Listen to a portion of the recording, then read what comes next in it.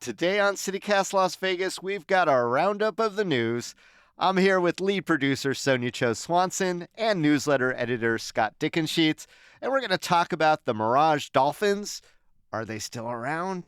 Why Nevada is a child care desert, and the higher speed rail line that seemingly took one more baby step closer to becoming reality, or is it still fantasy? It's Friday, February 17th, 2023. I'm David Figler, and here's what Las Vegas is talking about.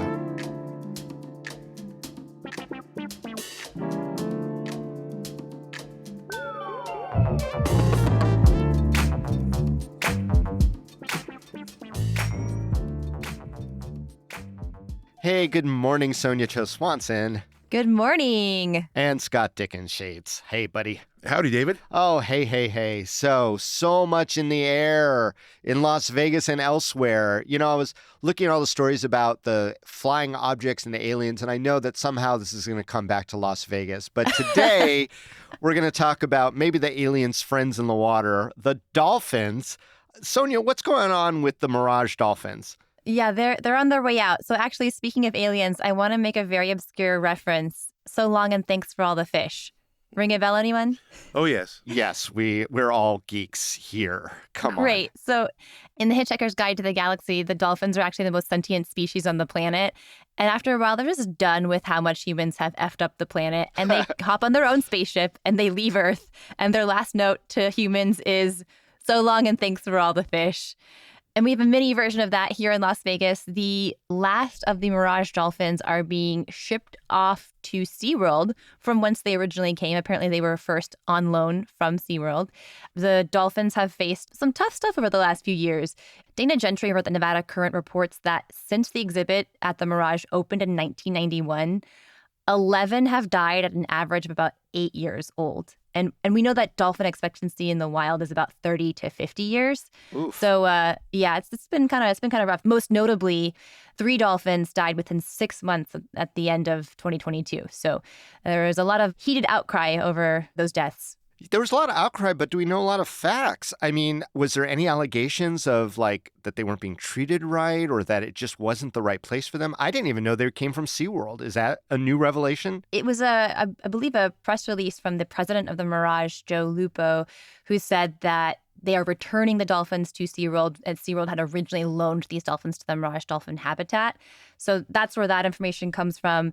As for how the dolphins have been treated, I mean, advocates around the world have said that any dolphins in captivity anywhere is bad for them. Dolphins travel 80 miles a day in the wild. They have these really complex social lives and you could even say cultures. So is keeping dolphins in a, tiny tank in the middle of a casino hotel going to give them the quality of life that they would have had otherwise?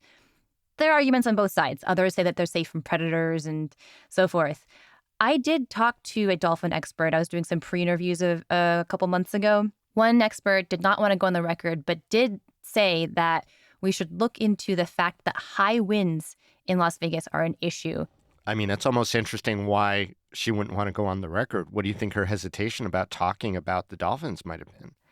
I think it was because she hadn't done any of the investigations herself and because she hadn't seen any of them firsthand. But it was sort of word on the street in the dolphin community was in the dolphin community. I know, the dolphin community. But this was, the researchers who talk in their chatter is that high winds may have brought in debris into tanks and affected maybe what the dolphins were breathing or were exposed to, some of the debris and dust that we see stirred up all the time with our high winds in Las Vegas. Sure. I mean, I can imagine there's tons of hypotheses and, I always expect a scandal to break out. That seems to be the Vegas way. And speaking of the Vegas way, Scott, what do you think the Vegas take on this is, the resort take on having attractions like this? And do you think that they are on firm ground or wet ground? That's a great question. Well, I think they're on damp ground. I mean, obviously, you don't hear a lot of outcry about let's return the sharks to the sea, right? But we feel some sort of kinship or some sort of attraction to dolphins in a way that we don't towards a lot of other animals that are routinely kept here for entertainment purposes. But I will say that, anytime you subject an animal to, the mechanics of Vegas spectacle, you're not doing it any favors. I mean, it's not what that animal was bred to be and to do. So when it comes to something like dolphins, I mean, there's this complicated calculation of like, in exchange for a heightened tourist experience, what is the damage being done to those individuals of that species? And, Vegas sort of probably puts its thumb on the scale a little bit in the favor of spectacle. But in fact, I think a lot of us believed from the get-go that dolphins in the desert was a dicey idea. Yeah, I mean, it is a complicated arena when we talk about animals, whether they're circus animals, animals that were performing at various hotels in acts. We know that groups like PETA have gone undercover and provided video, and there have been these scandals with the keeping of all sorts of wildlife. Google Bobby Barasini.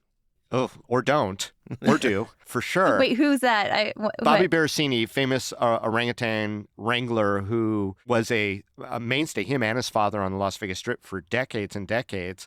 And then PETA went undercover, and there were videos of Bobby Barasini, apparently, if you look at the videos, although he had a defense, beating those animals pretty mercilessly. Wow. It was involved in a lot of litigation. There was libel suits back and forth. But the bottom line is that Bobby Barasini is not a known name anymore for a lot of reasons. Yeah. Was it the 90s? Yeah. Wow. Early 90s, Scott? Something like that. Yeah, a long time ago. Yeah. But I mean, the point being that there's a long history of, this sort of dicey interplay between nature's creatures and tourists. I mean, I think it's pretty safe to argue that the desert is not a great environment for these ocean creatures. But I don't think I'm full on against the idea of incorporating live animals into some sort of entertainment or spectacle. I'll give you an example. I went to an incredible wild bird sanctuary in Malaysia, and it was massive, and it was tropical, and it was beautiful. And these were all birds that were native to that area.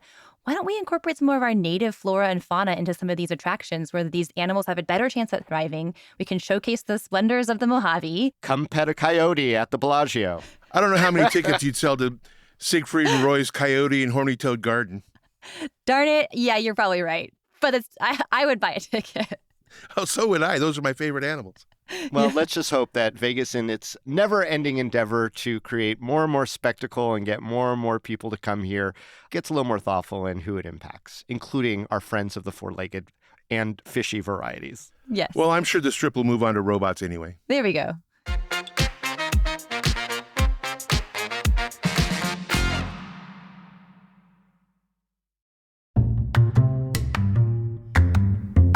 Hey, Las Vegas. I have a question for you. Have you thought about advertising on CityCast Las Vegas? If there's anything we've learned about making the show, it's that we reach Las Vegas's movers and shakers, the locals that are the most engaged in our community, first to try new restaurants, and stay showing up to cultural events. We've even got some aspiring Vegas residents. So if you have a business, an event, a cause, or an organization that you want to make sure folks in Vegas know about, you should advertise on the CityCast Las Vegas podcast and newsletter. Put your message right into the ears of Las Vegas's most passionate audience who want to know more, just like you. Find out more by emailing us at ads@citycast.fm or checking our website, lasvegas.citycast.fm/advertise.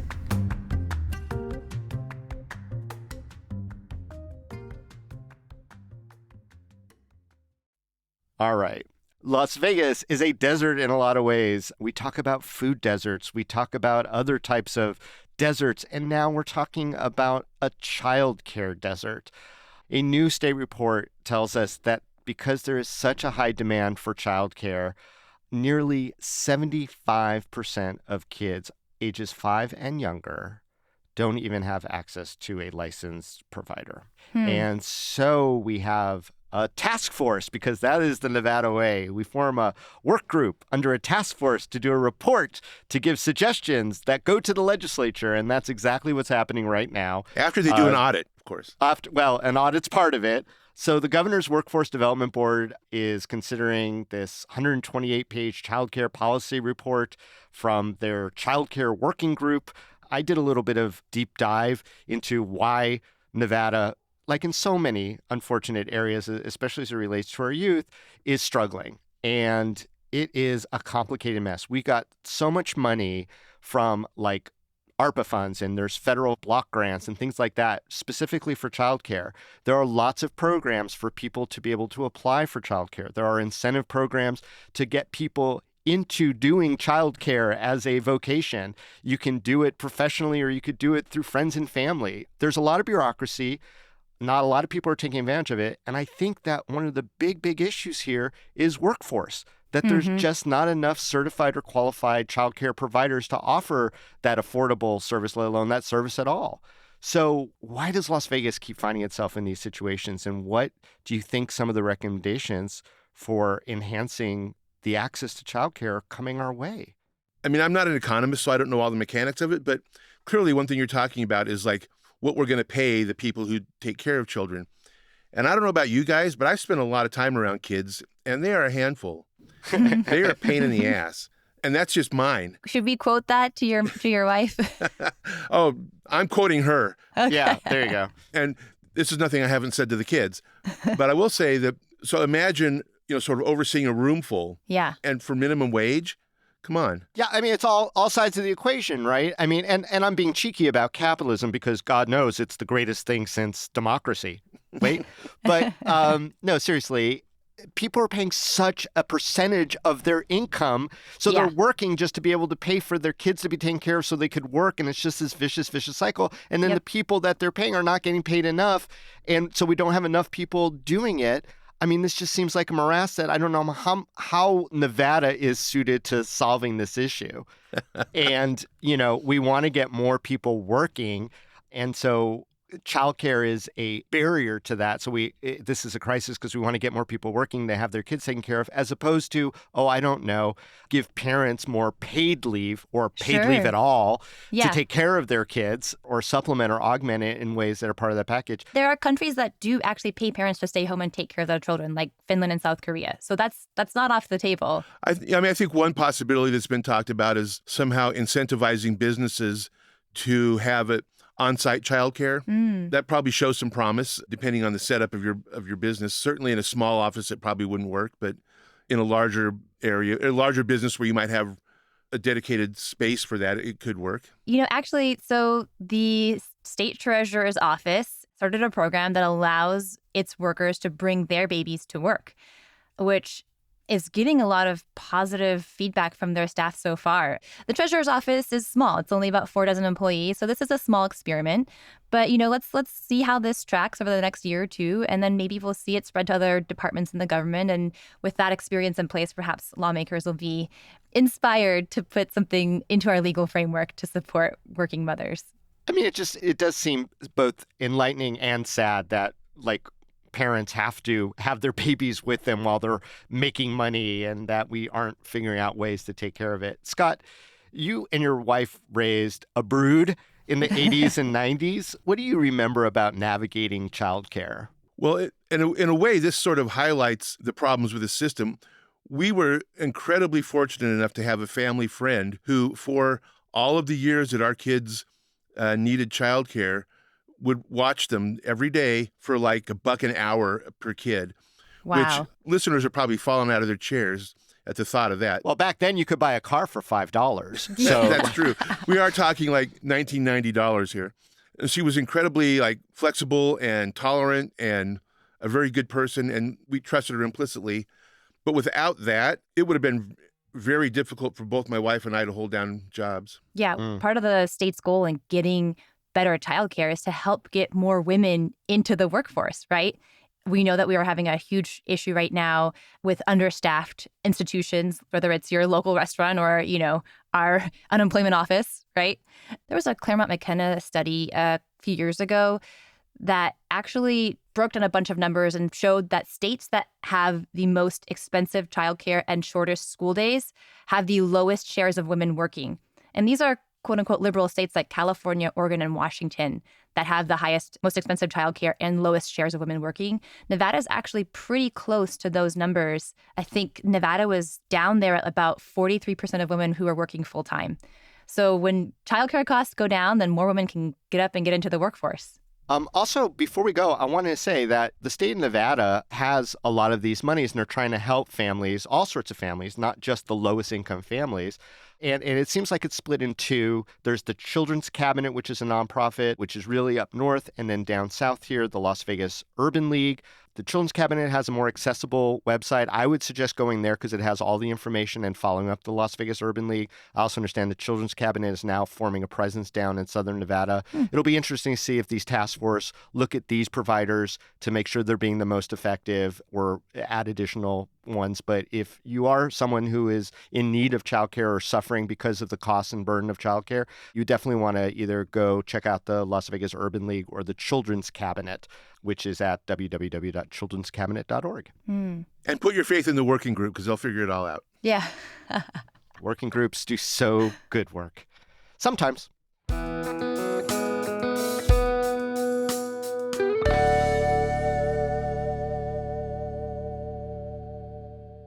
All right, let's change focus. Brightline West is the most recent in a chain of entities that have sworn that they're about to bring a passenger train at a high speed from Southern California into Las Vegas. And apparently they are one baby step closer to fruition. What's going on with that one, Scott? Well, the baby step you're talking about is an agreement they've struck with the state of California to build 3 wildlife crossings over I-15. This rail line will run up the median of I-15 for at least much of its course. And so these bridges, if you will, these wide passages over the freeway, facilitate animals, wildlife moving back and forth and staying out of harm's way. That was apparently a crucial step towards getting the approvals they need in California to complete their project. All 3 of these will be in San Bernardino County, one at Zizix Road, a couple farther along. And certainly I'm in favor of, facilitating the escape from San Bernardino any way we can. And less traffic on the I-15 any way we can. I mean, for real.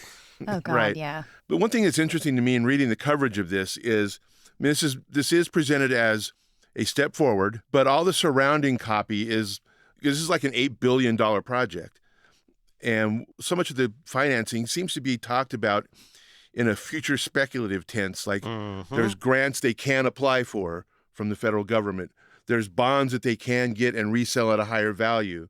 So it seems like a lot of the money is still on the table. Speculative? Is that the word you're using?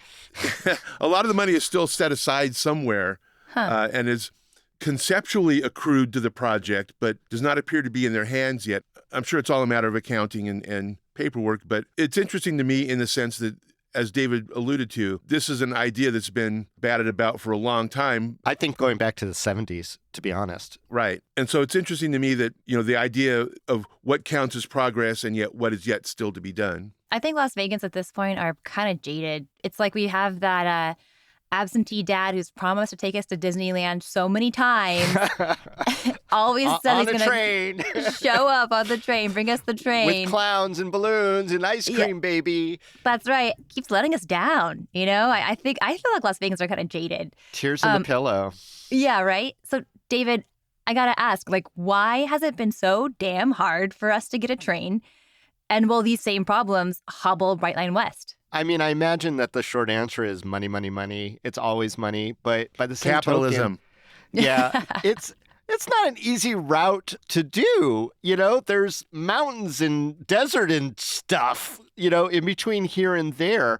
And it's always kind of a shorter route. I used to have a joke that I would tell people about high-speed rail train coming to Las Vegas, but no one west of Victorville would ever get it. Yeah. Oh, dad jokes. Although they say Brightline West is supposed to get into LA proper. So yeah, that's we'll what they see say. about that. I mean, yeah. Well, look, we're all jaded about it. Everyone rolls their eyes. Like, this is never going to happen. It's not going to happen. It's not going to happen. And then the new company comes up and go, no, we got it. I think one of the biggest problems is the transparency of the actual checklist.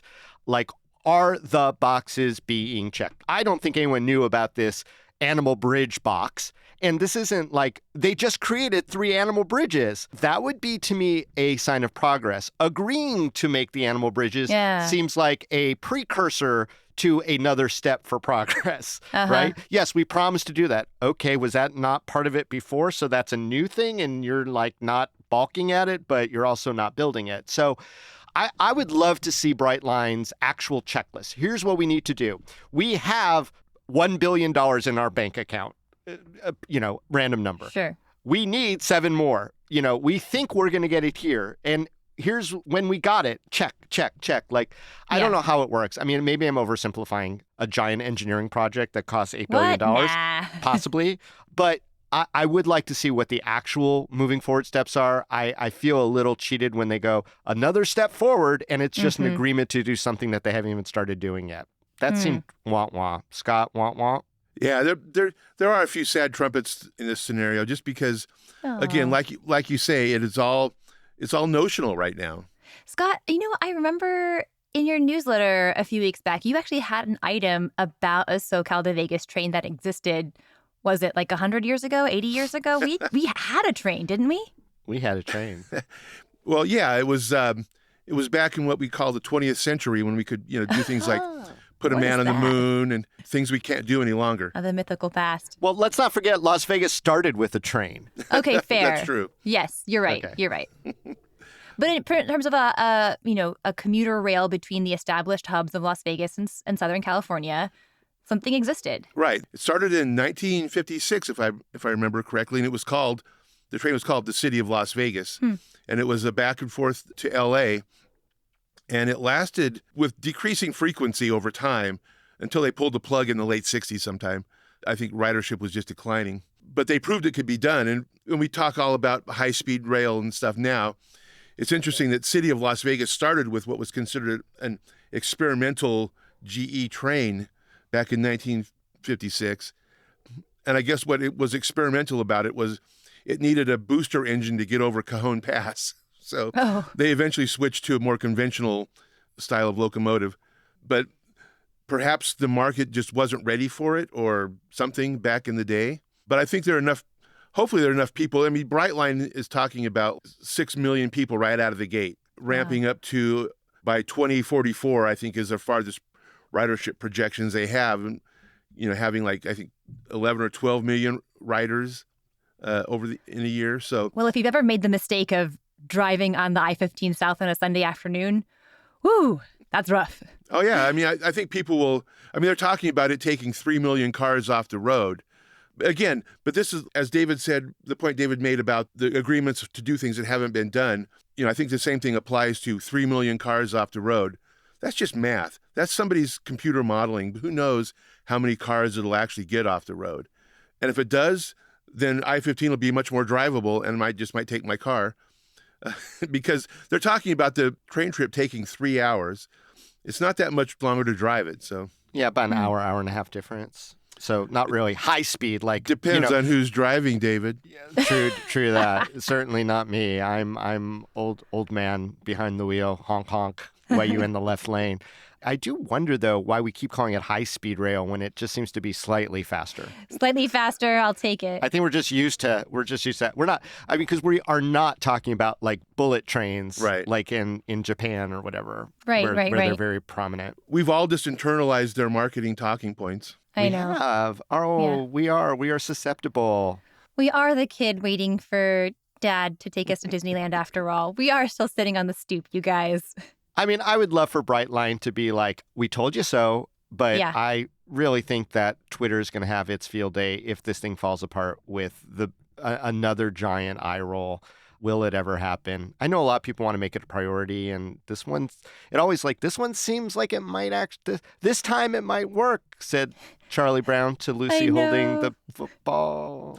Well, if it does fall apart, I hope they build the animal bridges first.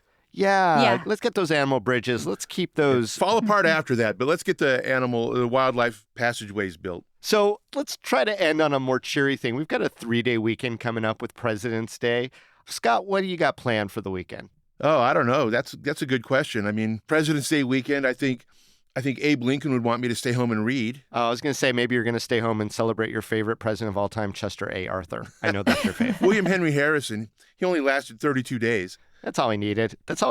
How about you, Sonia? Well, I'm going to stay home, bit of a homebody as per usual, but It actually also happens to be the Great Backyard Bird Count. So this What? week, from February 17th to 20th, you can help the Audubon Society and the Cornell Bird Lab count the birds in your neck of the woods. Go to birdcount.org and just spend 15 to 20 minutes hanging out in your backyard and looking at all the birds you see and helping record them for, citizen science. Well, I'm glad our winged friends got in on the animal conversation today. Yeah. So you're going to be birding in your backyard. That's right. All right. I might go down to the Oscar statue and count the pigeons.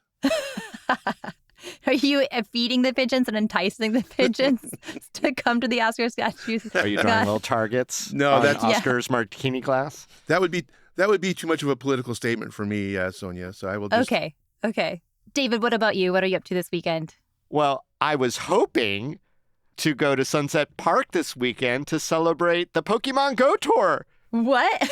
but I gave up Pokemon Go recently. Like, Why? not a long time ago.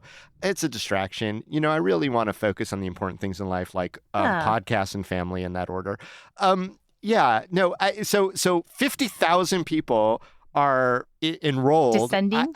The way Pokemon Go goes, they've monetized these special events that happen all over the world, and there's special Pokemon to gather, shinies, which are my favorite. I love the shinies no matter how mundane a Pokemon is, and that's for your Pokemon people out there.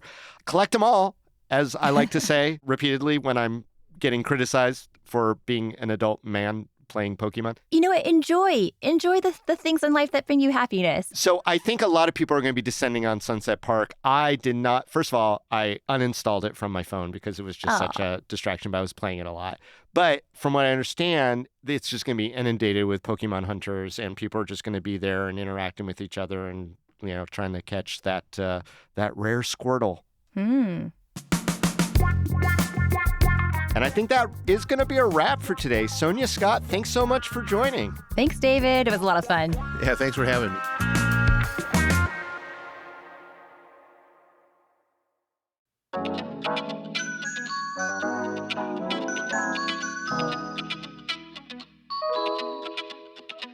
That's all for today here on CityCast Las Vegas. Our lead producer is Sonia Cho Swanson. Our producer is Layla Muhammad.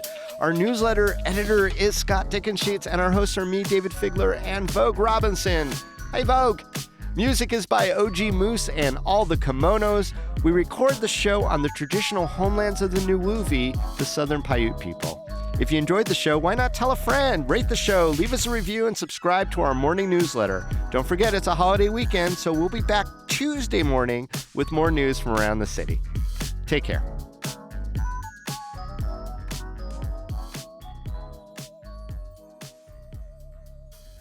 Layla's just like, what is he doing? Hey, you know what? Anytime before 10 a.m., I don't expect our brains to operate properly. Right. Okay. Here's what Las Vegas is talking about. Boo.